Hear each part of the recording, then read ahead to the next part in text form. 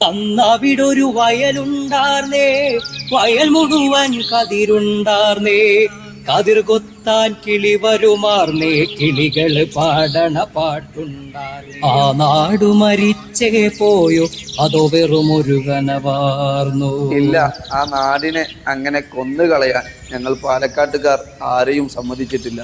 കതിർ കൊത്താൻ വരുന്ന കിളികൾ ഇപ്പോഴും ഇവിടെ സുലഭമാണ്. കൊയ്തെടുക്കാൻ പാകമായി വിളഞ്ഞു നിൽക്കുന്ന നെൽപ്പാടങ്ങൾക്ക് ഭംഗി കൂട്ടുന്നത് പാലക്കാടിൻ്റെ തന്നെ പ്രത്യേകതയായ കരിമ്പനകളാണ്.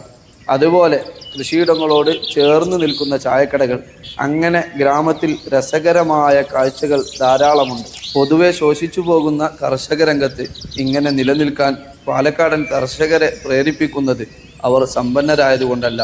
സമ്പന്നരുടെ കൃഷിഭൂമി പാട്ടത്തിനെടുത്ത് അവർ കൃഷി ചെയ്യുന്നത് സംസ്കാരത്തിൻ്റെ നിലനിൽപ്പിന് വേണ്ടി തന്നെയാണ്. ഇതിലേക്ക് മുത്തുനബിയുടെ ഒരു നിർദ്ദേശം കൂടെ ചേർത്ത് വായിക്കുമ്പോൾ ആസെ പാലക്കാട്ടുകാരൻ ഞങ്ങൾക്ക് അഭിമാനിക്കാൻ ഏറെയുണ്ട്. മുത്തുനബി പറയുന്നുണ്ട്, മൻ കാനത്ത് ലഹു അർളുൻ ഫല്യസ്റഅഹ.